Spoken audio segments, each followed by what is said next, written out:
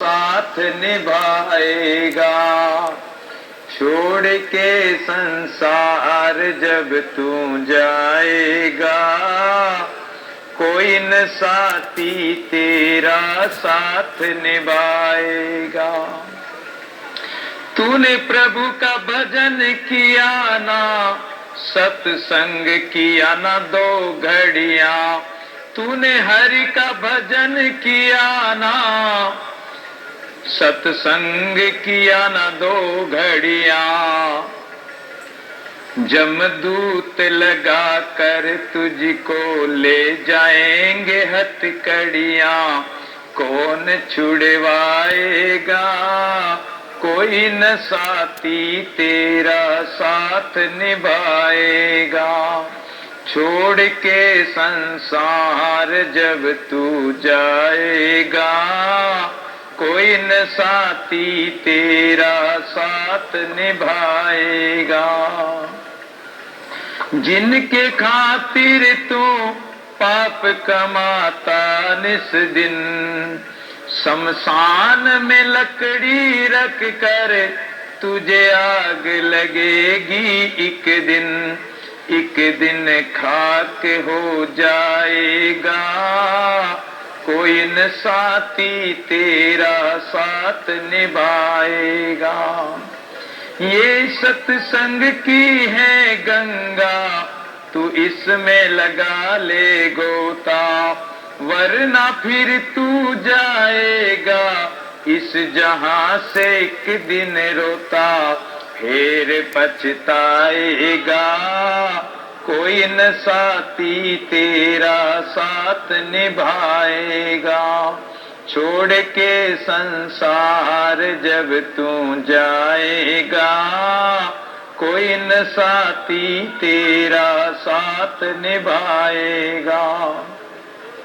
क्यों करता है मेरा मेरा ये जीवन रैन बसेरा। क्यों करता है मेरा मेरा ये जीवन रैन बसेरा। यहाँ कोई न रह पाता है चंद दिनों का डेरा। यहाँ कोई न रह पाता है चंद दिनों का डेरा। हंस उड़ जाएगा, कोई न साथी तेरा साथ निभाएगा। छोड़ के संसार जब तू जाएगा, कोई न साथी तेरा। अब हरि चरणों में निस दिन तू प्रीत लगा ले। अब हरि चरणों में निस दिन तू प्रीत लगा ले। बंदे कट जाएंगे सब तेरे ये जन्म मरण के फंदे। कट जाएंगे सब तेरे ये जन्म मरण के फंदे। पार हो जाएगा, कोई न साथी तेरा साथ निभाएगा। छोड़ के संसार जब तू जाएगा, कोई न साथी तेरा साथ निभाएगा। जब संसार छोड़ के जाना होगा, उस समय कोई भी तेरे सजन संगाती नहीं बनेंगे, कोई साथी नहीं बनेंगे। एक बुढ़िया माई थी, जवान थी, जब खूब आभूषण इत्यादि पहने। जब बुढ़ी हो गई, उसने विचार किया कि मेरी 4 बहुएं हैं, इनको आभूषण दे दूं। सबको दे दिए, लेकिन बुढ़ापे के समय जब मृत्यु आने लगी तो उसने विचार किया कि मैं दान पुण्य कर दूं। अपनी बहुओं से गहने मांगे तो सबने मना कर दिया। सिर के गहने जिसको दिए तो उसने मना कर दिया कि माताजी अब हम क्या करें, आपका सिर बहुत कंपायमान हो रहा। हाथ के और इशारा किया, कंठ रुक गया, वाणी रुक गई तो बोल सकती नहीं। हाथ के गहने मांगे तो मना कर दिया कि सासू जी आपकी नाड़ी बंद हो गई, अब कुछ नहीं हो सकता है। और कमर के गहने मांगे तो, पैरों के गहने मांगे तो सब मना कर दिया चारों बहुओं ने। तो वो सज्जन थे, लेते समय तो बड़ी सज्जनता दिखाई, और जब मांगे अंत में तो वो भी दुर्जन हो गए। और हमारी इंद्रियां भी साथ छोड़ जाएगी। कहते हैं कि पास में पानी का मटका पड़ा होगा, लेकिन अगर आपको प्यास भी लगती होगी तो आपके हाथ से आप पानी भी लेकर नहीं पी सकोगे। तो ये सज्जन, कोई नहीं तेरा सज्जन संगाती जन खोवे मनमूल, ये संसार देख जन भूले सभी सेमल फूल। ये संसार सेमल के फूल की तरह है। इस सेमल का फूल बहुत सुंदर दिखाई देता, लेकिन चोंच मारने पर उसमें रुई निकल ही आती है, उसमें कुछ नहीं मिलता है। तन नहीं तेरा धन नहीं तेरा कहाँ रहो इलाज, न तो ये शरीर तेरा है न ये संसार का धन तेरा है, कोई भी तेरा नहीं है। तू इसमें क्यों लग कर और मृत्यु को प्राप्त हो रहा है। दादू हरि बिन क्यों सुख सोवे काहे न देके जाग, परमात्मा के नाम के बिना तू किस मायामों के सुख में सो रहा है। काहे न देके जाग, अगर जाकर क्यों नहीं देखता। जाग रे सब रेन बिहानी जाए जन्म अंजलि को पानी, घड़ी घड़ी घड़ियाल बजावे जे दिन जाए सो बहुर न आए। सूरज चंद कहे समझाए दिन दिन आयु घटती जाए, सरवर पानी तरवर छाया निस्तिन काल गिरा से काया। हंस बटाओ प्राण पयाना दादू आत्म राम न जाना। और इस संसार में जिनको अपना मानते हो वो तुम्हारे है नहीं। इसलिए संत कहते हैं एक दृष्टांत के द्वारा कि एक दो दंपति थे, पति पत्नी। अपने पिता को, जब बेटा तो काम पे चला जाता, बहू क्या करती, अपने ससुर को भोजन देने के लिए अपने पोते को भेजती। तो पहले पहले तो थाली में जिमाते थे, लेकिन अब थाली को रोज कौन माजे। तो बहू ने विचार किया, पति को कहा कि तुम कुमार के वहां से जाकर कुछ बर्तन ले आओ, जो सकोरे टाइप के होते हैं, कटोरा टाइप के होते हैं, तो वैसा बर्तन ले आओ। तो पिताजी को भोजन उसमें दे देंगे, कौन माजे कौन क्या करे, उसमें भोजन दे देंगे, पिताजी भोजन करके उसको फेंक देंगे। इस प्रकार उसको भोजन देने लगे, मिट्टी के ठीकरे में भोजन देने लगे। अब जब पहले तो सोने चांदी की थालियों में जिमाते थे, कमाते थे जब तक, फिर कमाना बंद कर दिया, रिटायरमेंट हो गए तो साधारण थाली में भोजन आ गया। रिटायरमेंट होने के बाद में लोगों की बहुत हालत खराब हो जाती है। जब तक कमाते हैं ना, पैसा लाते हैं, पैसा देते हैं हर महीने, तो स्वागत करते हैं और बढ़िया बढ़िया पकवान बनाते हैं, बढ़िया बढ़िया चीजें खिलाते हैं, बढ़िया बढ़िया ड्रेसें लाकर देते हैं, उपहार देते हैं, गिफ्ट देते हैं। और जब रिटायरमेंट हो जाते हैं तो वो रिटायरमेंट के दिन तो वो बड़ा माल हाथ आने वाला, इसलिए बड़ा बड़ा गिफ्ट लेके जाएंगे लोग। और जब रिटायरमेंट हो गए, साल 6 महीने निकल गए, अब तो रात दिन घर में ही पड़े रहते हैं। तो पत्नी भी कहने लग जाएगी कि पहले तो कम से कम ऑफिस में जाते थे तो शांति तो थी, अब ये शांति भी नहीं रखते, ये नहीं किया वो नहीं किया, ये करो वो करो, ऐसे करो वैसे करो, तो परेशान कर देते हैं। तो पत्नी भी परेशान और बहुएं बच्चे भी परेशान। पिताजी आप बैठे रहा करो, डांटने लग जाएंगे पिताजी को भी, आपसे काम कुछ होता नहीं, आप क्यों बोलते हो, चुप चुप करा देंगे।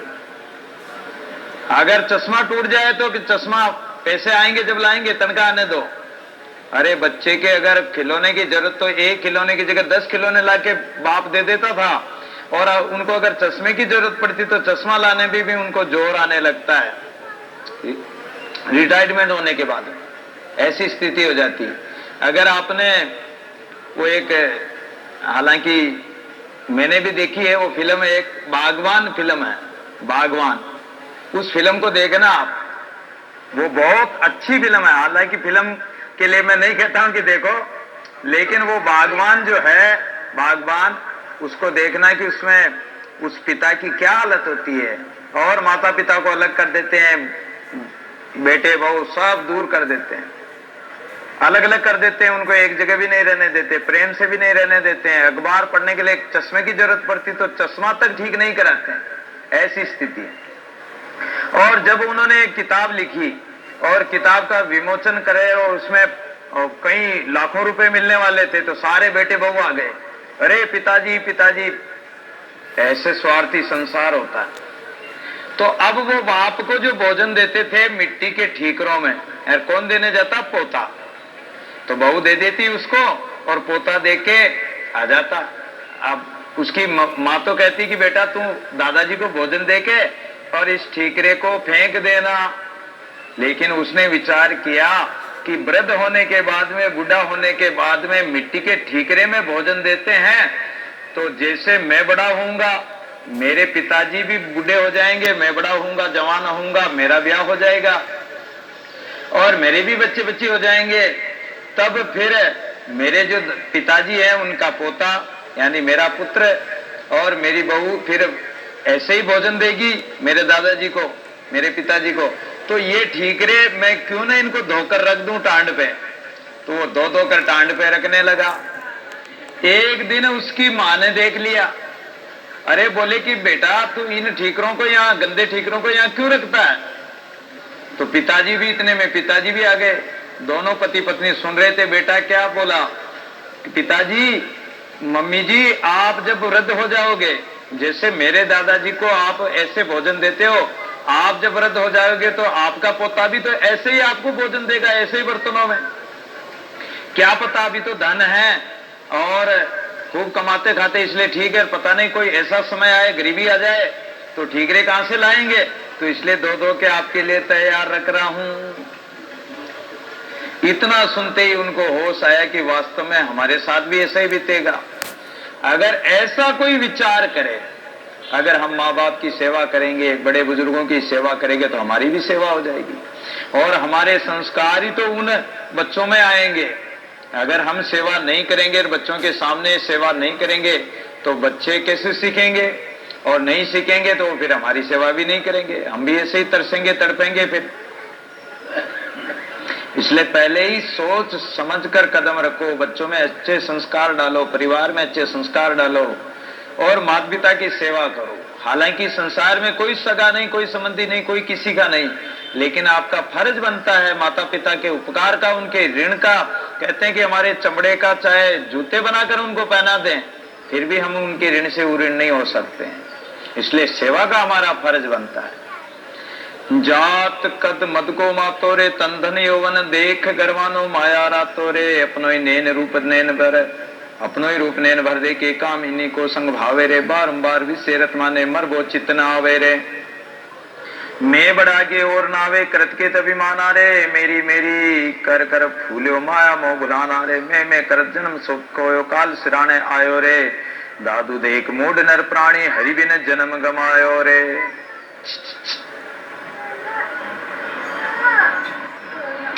जात कत मद को मातो रे, अरे तू किस मद में मतवाला होकर फूला फूला फिर रहा, कहां जा रहा था? तन धन यौवन देख गरवानो, जिस तन को और धन को देखकर तू, जवानी को देखकर गर्व कर रहा है,